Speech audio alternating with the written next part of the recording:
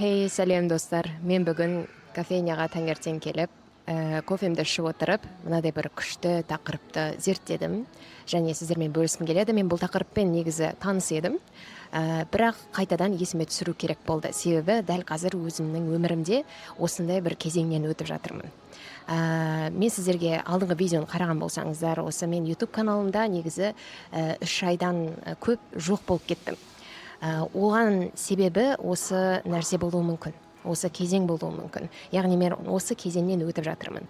Ол кезеңді қазір мен қазақша айтатын болсам, білесіз ғой, тегіс жермен келе жатқан кезде андай шұңқыр болады ғой. Сол шұңқыр деп атайды осы кезеңді. Қазір мен өз басым осы шұңқыр кезеңінен өтіп жатырмын. Және сіздер де осы кезеңде болуыңыз мүмкін. Бірақ бұл видео сіздерге өте пайдалы және ақпаратқа толы болады. Себебі адам табиғат жағынан ішінде критик болады. Адам өзіне айтуы мүмкін да, мен осы нәрсемен айналысуым керек па, мен бостан босқа уақытымды өткізіп жүрген жоқпын ба, не болып кетті өзі, неге тыныш болып кетті бәрі деген сияқты, қолынан бір нәрсе келмей жатқан сияқты, бір ешқандай нәтиже көрмей жатқан сияқты, бостан босқа энергияң мен уақытыңды жұмсап жүрген сияқты сондай сезім болады. Ол кезең қазір осы шұңқыр кезеңі болуы мүмкін. Бұл шұңқыр кезеңі деген ол жаман нәрсе емес. Ағылшынша оны the dip деп айтады. Егер сіз естіген болсаңыз, Сет Годин деген адам, осы кітаптың авторы The Dip деген бір кішкентай кітап жазған, осы шұңқыр деп аталады.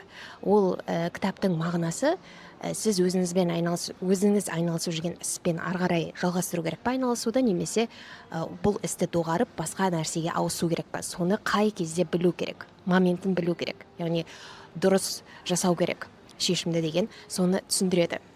Ал енді мен бүгін өзімнің видеомда сіздерге қазақша аудиторияма, қазақ тіліндегі аудиторияма оңай тілмен осы бір көп адамдар біле қоймайтын терминмен осы ақпараттармен сіздермен бөлісемін. Ал кеттік.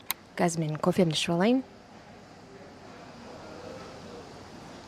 Мына жақта Қытайда негізі көп жерлер фастфуд сияқты ғой, кофені тез жасайтын жерлерді с собой алып кетесің.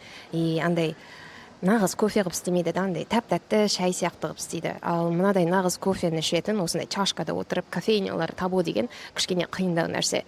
Сондықтан бұл кәдімгідей алғыс білдіретін нәрсе. Сондықтан мен осы үшін благодарна. I'm very grateful for this coffee. Аллаға шүкір. Так, неден бастаймыз? Мысалы, мектеп кезіңізде елестетіңізші. Біздің вообще менталитетте солай ғой.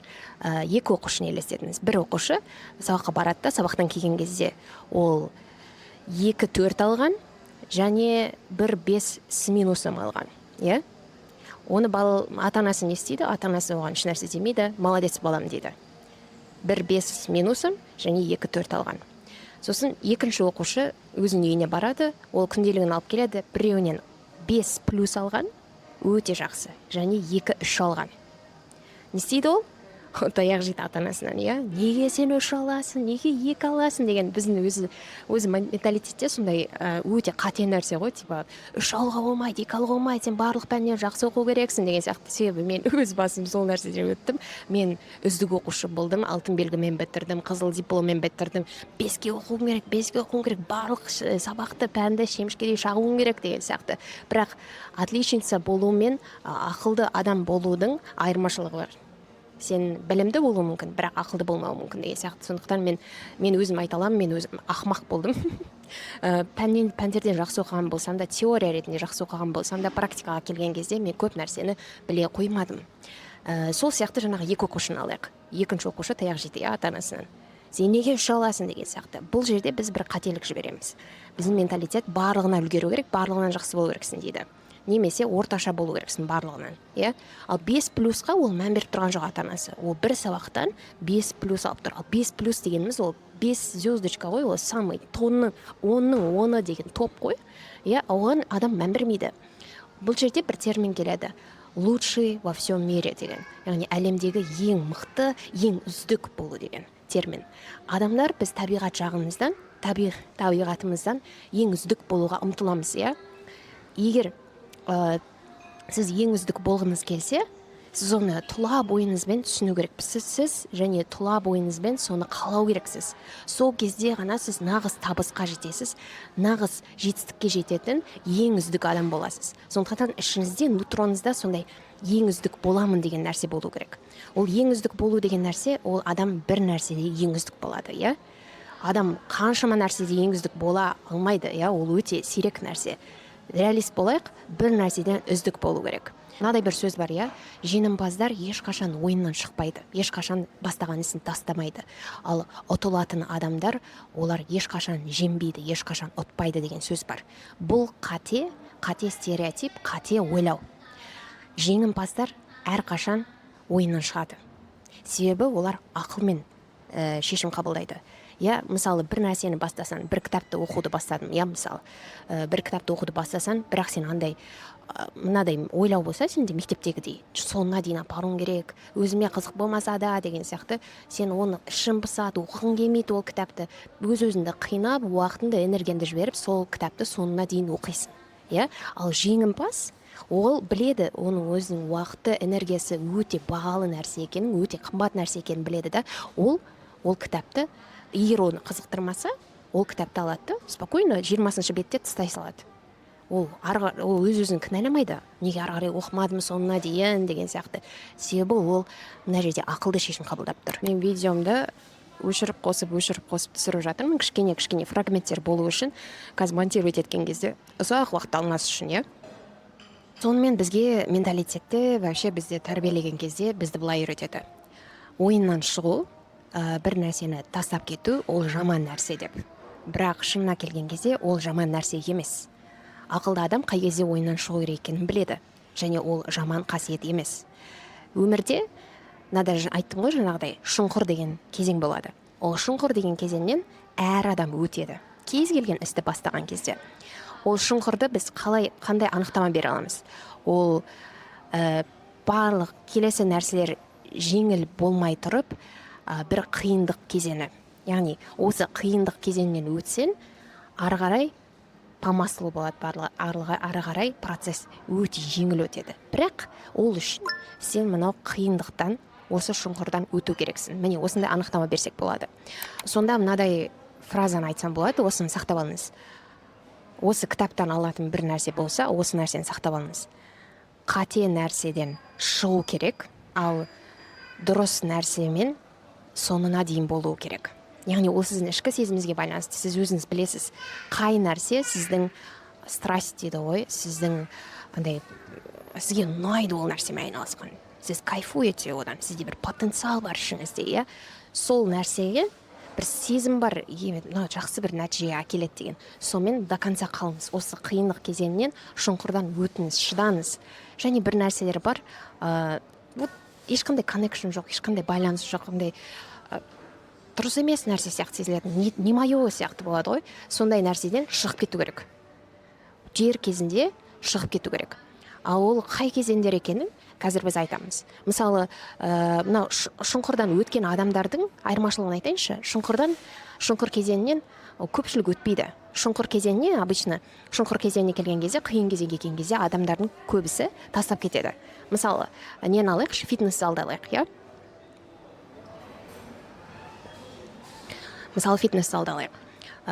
Қаңтар айында қаншама адам мотивациямен бір андай, болды, мен фитнесқа барамын деп жазылады, иә? Мысалы, 100 адам жазылады.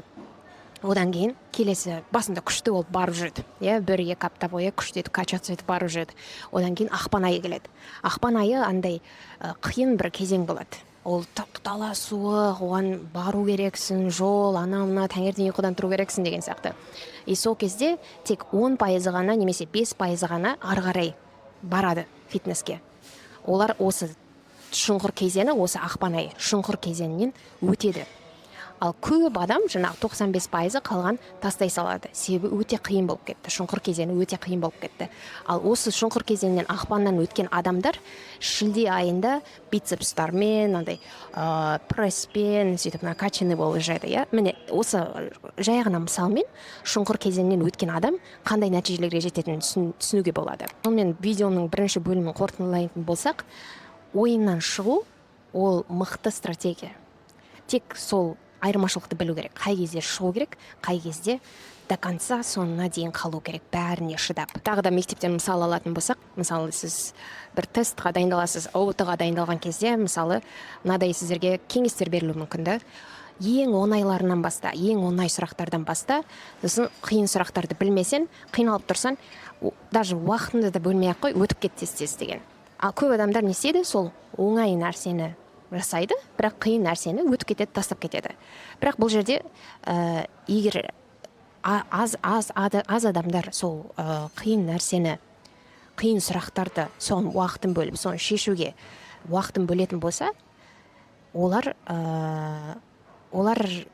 неде болады? Спроста болады, иә? Ал оңай нәрселерді барлық адам шеше алады. Барлық адам оңай нәрсені істей алады. Бірақ қиын нәрселерді істейтін ол көпшілік емес, ол тек таңдаулы адамдар ғана, тек аз адамдар ғана.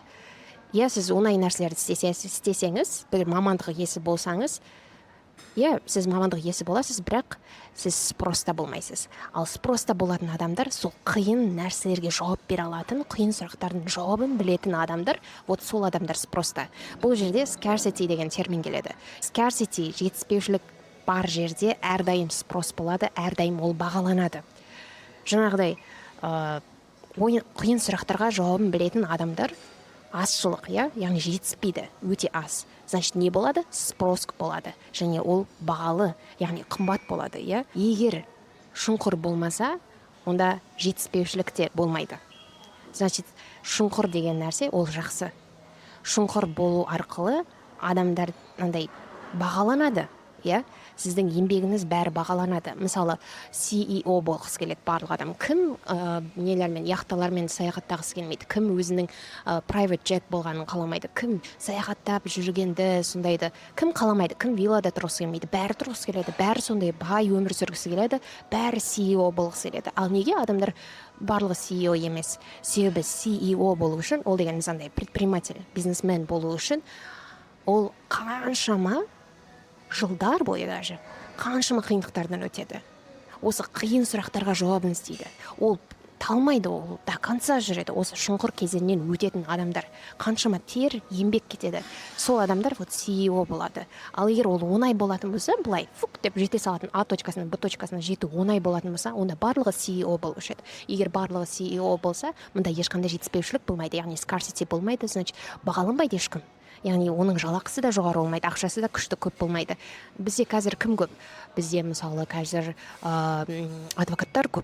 Бізде мысалы блогерлар көп деген сияқты.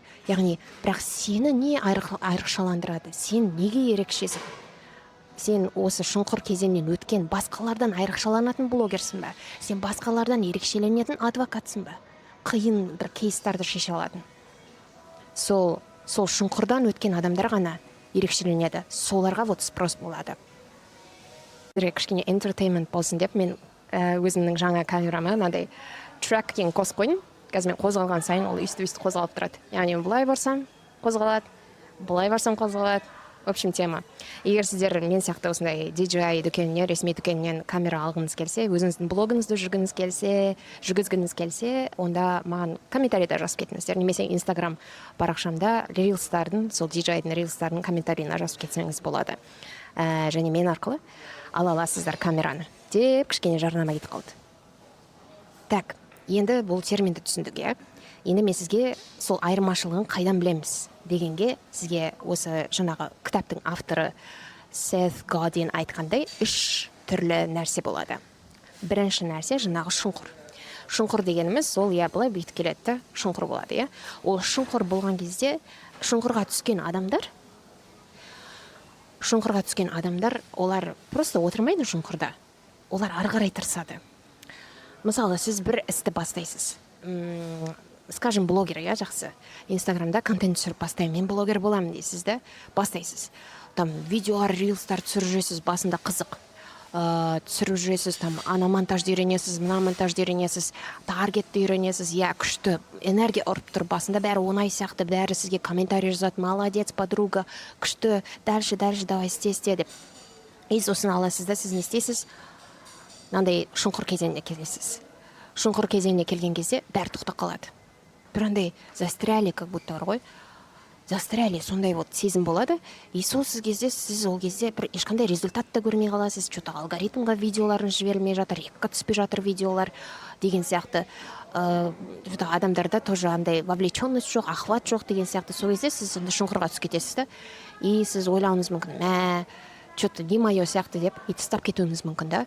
Ал білетін адамдар ішінде бір сезім бар ғой, я смогу, мен өте аламын бұдан, мен қалай сол охватты жинаймын, мен қалай сол форматын қалай өзгертемін видеоларымның, мен тағы не үйренсем болады екен деген сияқты. Сондай бір сондай ары қарай үйренетін, ары қарай тырысатын адамдар, олар осы шұңқырдан өтіп кетеді, иә. И ары қарай уже барлығы жеңіл болады. Мен өз басымнан бір мысал айтайын. Осы мен 2,5 жылдай бұрын осы Қытайға көшіп келген кезде YouTube каналын бастадым ғой.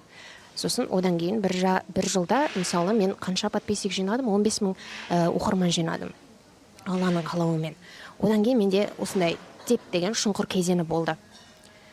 Мен ойладым, что-то тыныш болып кетті ғой. Менікі ма, менің нәрсем ба, что-то менің оқырмандарым ондай тез жиналмай жатыр, результатын көріп жатқан жоқпын деген сияқты. Себебі мен ақша тауып жатқан жоқпын ол ютубпен. Ешқандай жаңағы спонсоршип деген сияқты ешқандай маған брендтардан нелер келмей жатты да, офферлар келмей жатты. И мен бірден оның результатын көрмегендіктен мен ойладым, может не мое, мен басқа нәрсе істеп көрейін одан да дедім да. Мен алдымда мектепке жұмысқа тұрып кеттім. Интернационалды мектепке жарты жыл сонда жұмыс жасадым. Яғни көп адамдар осындай қателік жібереді. Адам біледі ол өзінің істе екенін, бірақ өз-өзіне күмәнданады да, может не мое деп. Яғни себебі результаттардың нәтижелерін көрмей жатқанда тып-тыныш кезең болып қалған кезде адамға сондай ойлар келеді де, және ол адам барлығын жоғалтып алмас үшін ол басқа бір скиллстарды үйренеді, басқа бір жаққа ауысып кетеді, иә. Сол сияқты мен де сондай нәрсені жасадым. Бірақ сен анадан чуть-чуть, мынадан чуть-чуть білетін болсаң, сен бір нәрседе ең үздік бола алмайсың. Видеоның ең басында айттым ғой, бір нәрседе, бір бағытта ең үздік адам болғандар, вот ең үздік болады, солар ең табысты болады, себебі оларға спрос болады. Ал барлығын по чуть-чуть білетін адамдар көпшілік, иә, көпшілігі біледі по чуть-чуть бәрі. Ал сіз эксперт болғыңыз келсе бір нәрседе, сіз оны до конца жүруіңіз керек деген сияқты. И сөйтіп мен осылай мектепте жұмыс жасаған кезде мен басыма жетті, мен дұрыс емес шешім қабылдадым деген. Себебі мен түсіндім, мына мектепте жұмыс жасаған кезде ары қарай прогресс болмайды. Мен қанша терімді төгейін, қанша уақытымды, қаншама энергиямды жіберейін, мен жібердім қаншама энергиямды. Мен жіберейін, бірақ бәрібір ол менің жалақым да өспейді, бәрібір менің карьерный рост та болмайды. Яғни осылай бүйтіп тұратын тегіс жол. Сол мен басыма жетті да, и мен түсіндім, жоқ, мен өзімнің баяғы потенциалым бар. Мен оның результаттарын көрдім ғой, оқырмандар келді, аудиториям вовлеченный, значит, потенциал бар. Менің қаншама рилстарым, видеоларым рекқа түсті, миллион просмотр жинады деген сияқты. Менде потенциал бар. Сондықтан мен сол энергиямды, уақытымды бөлген кезде, бірақ нәтижеге әкелетін жерге қайтып келемін дедім. И мен қазір сол шұңқырдамын. Мына көтерілу үшін мен осы шұңқыр кезеңінен өтуім керек. Бұл жерде мен айтқан мысалым, ол екінші нәрсеге келеді. Бірінші жаңағы шұңқыр деп айтты ғой автор. Екінші нәрсе бар. Ол қазір қарап алайын, французша сөз кульбесак. Bonjour, s'il vous plaît. Кульбесак. Кульбесак дегеніміз ол dead end деген біледі ағылшынша. Яғни соңы. Not happy end қой. Соңы. Вот соңы осы сенің соңың деген сияқты. Бұл екінші нәрсе. Адамдар осыдан өтеді. Ол мысалы былай жүреді. Осылай только линия. Сіздің жолыңыз осындай линия тек. Еш нәрсе өзгермейді. Еш нәрсе жақсы болмайды, еш нәрсе жаман болмайды, нейтрально. И барлық көпшілік адам осы күлбесакпен, осы линиямен жүреді адамдар. Қаншама мамандықтар осылай жүреді. Бірақ бұл жерде адам түсіну керек та, мен ең үздік болғым келеді ма? Или маған осы жарайды ма? Ең үздік болғым келеді деген адамдар, вот мен табысты болғым келеді деген адамдар, олар осындай күлбесаққа түскен кезде ешқандай қанша энергиямды, уақытымды бөлсем де, мен бұдан ешқандай жақсы болмайды еш нәрсе деген адам түсініп тұрған адам, бұл ойынан шығып кетеді. Иә? Ал маған жарайды деген адамдар қала береді. Солай мен түсіндім. көлбесак моменті болды. Мен осы мектепте жұмыс жасаған кезде мен түсіндім, анау мені ешқайда апармайды ғой. Мен қанша потенциал, қаншама энергия бар ішінде, қаншама креатив бар. Мен осының барлығын жұмсаймын, бірақ бір нүктеде тұра беремін. Маған ұнамайды ол. Мен ең үздік болғым келеді дедім да, мен осы ойыннан шықтым. Сондықтан бұл жерде айырмашылық, адам білу керек. Ең үздік болғысы келсе, адам бұл нәрседен шығады. Біледі ғой, білесіз ғой, андай қаншама вот стараешься, барлығын істейсің, бірақ ешнәрсе өзгермейді ше. И сол кезде сіз шешім қабылдайсыз. Мен қаншама еңбегім, қаншама уақытым, қаншама терім, қаншама ақшам, осының барлығы осыған жібердім. Мен осыны қабылдаймын, бары қарай тырыса берейін ба? Немесе жоқ, бұл не мое, ешқандай бұл результатқа әкелмейді. Мен басқа жақсырақ нәрсені, басқа жаңа нәрсені үйренемін деген сияқты. Бұл шешімді тек сіз өзіңіз ғана білесіз. Себебі сіз өз-өзіңізбен адал болу керексіз. Оны ешқандай коуч та білмейді, ешқандай мен де білмеймін сізге. Сіз көлде-сакта жүрсіз ба, или шұңқыр кезеңде ба, мен де білмеймін оны. Жауаптардың барлығын тек өзіңіз ғана білесіз. Ішкі сезіміңіз болады ғой. Мен қайдан білейін сіздің талантыңыз неде жатқанын, мен қайдан білейін сізге не ұнайтынын. Сондықтан өз-өзіңізбен шынайы болыңыз. Ол сұраққа жауапты адам өзі біледі. Және үшінші нәрсе, ол самый қорқынышты нәрсе, ол the cliff деп аталады. Яғни, мынандай болады ғой, на пропасти деп айтады ғой. Мына жерде су тұр, мысалы, сондай шыңда тұрасыз ғой, сіз бүйтіп көтеріліп келесіз, шыңнан құлайсыз.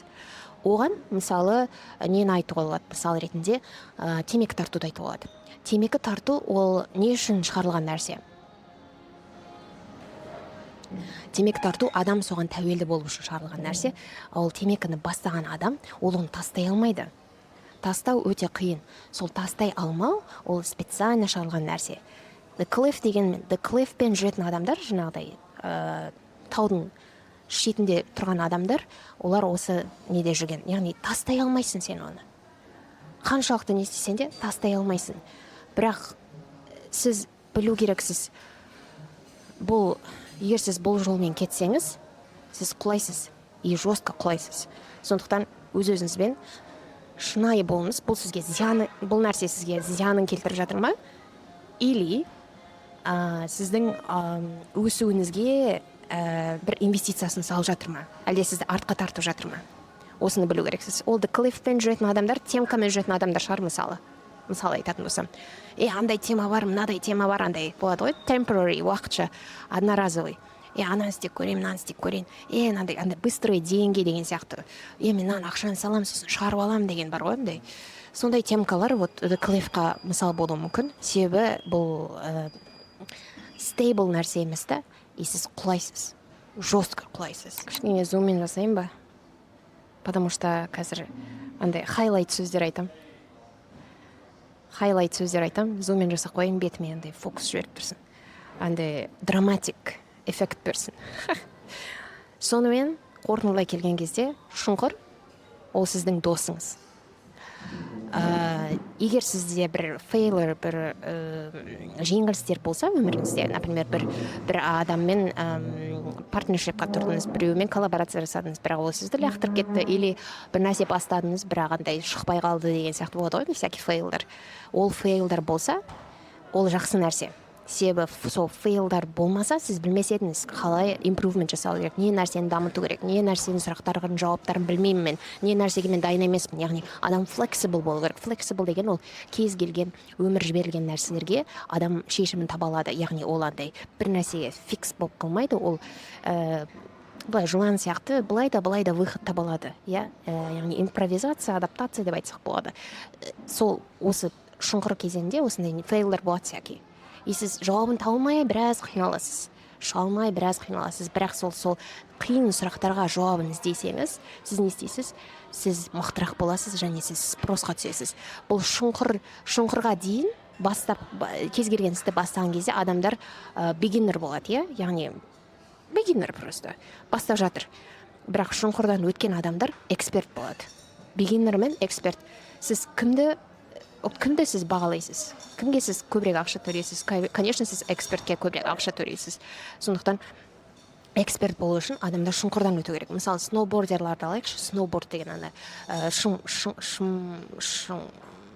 шымбұлақ бар ғой, Алматыдағы Шымбұлақта мысалы қыста бүйтіп сноубординг жасайды ғой. Ой, сноубордилар крутой болып көрінеді, very cool андай болып жүреді. Неге онда барлығы сноубордер емес?